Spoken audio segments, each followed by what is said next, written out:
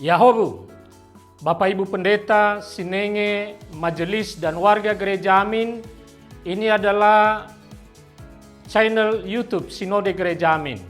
Karena itu, bagi yang mencintai Gereja Amin, tontonlah, subscribe, like, dan bagikan. Gereja Amin yang tangguh, mandiri, dan peduli. Tuhan Yesus memberkati.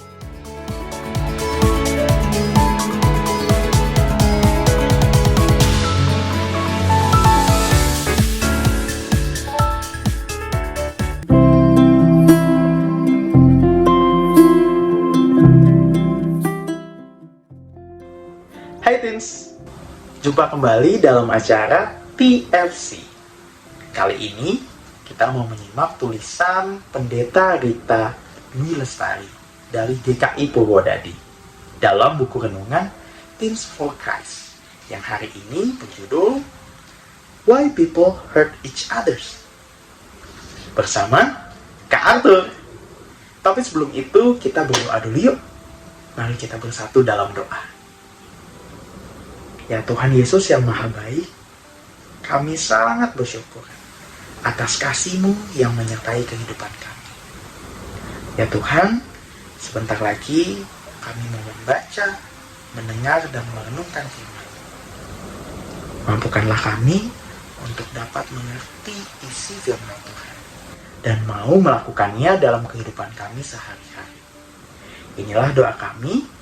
Kiranya Tuhan Yesus yang Maha Baik mau mendengarkan. Amin. Teman-teman, pusat permenungan kita pada hari ini terambil dari Injil Yohanes pasal yang ke-15, ayatnya yang ke-13. Kak Arthur akan bacakan untuk kita semua. Kalau teman-teman mau membaca bersama boleh juga ya. Begini firman Tuhan. Tidak ada kasih yang lebih besar daripada ini, yakni seseorang memberikan nyawanya demi sahabat-sahabatnya. Nah teman-teman, akhir-akhir ini Kak Arthur sering banget loh dengar berita-berita kekerasan. Misalnya ya, seorang bayi ditemukan di tempat pembuangan sampah. Pelajar antar dua sekolah terlibat tawuran.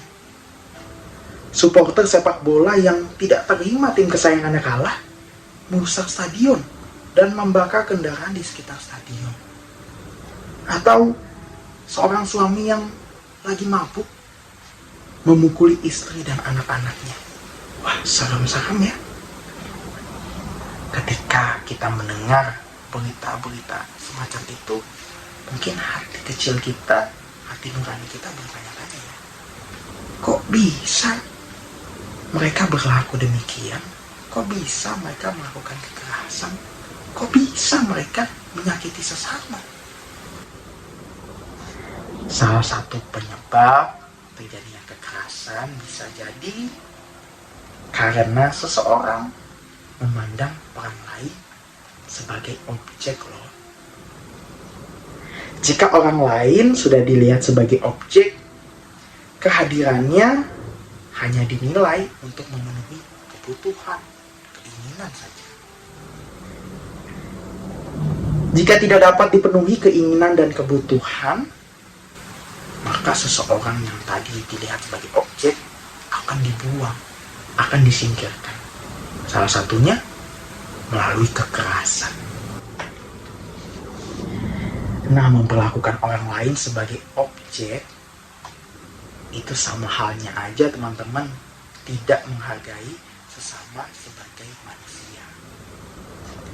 Sebagai manusia yang punya kehendak, sebagai manusia yang punya pendapat, sebagai manusia yang punya pikiran. Nah, ternyata itu sama sekali bukan ajaran Tuhan Yesus loh. Kita dapat berkaca dari relasi Tuhan Yesus dengan para muridnya. Pola relasi yang Tuhan Yesus bangun dengan para muridnya itu sama sekali tidak menempatkan para murid sebagai objek. Tuhan Yesus tidak memandang murid-muridnya hanya sebagai alat untuk meneruskan misinya. Tuhan Yesus juga bukan sekedar menjadi guru bagi para murid.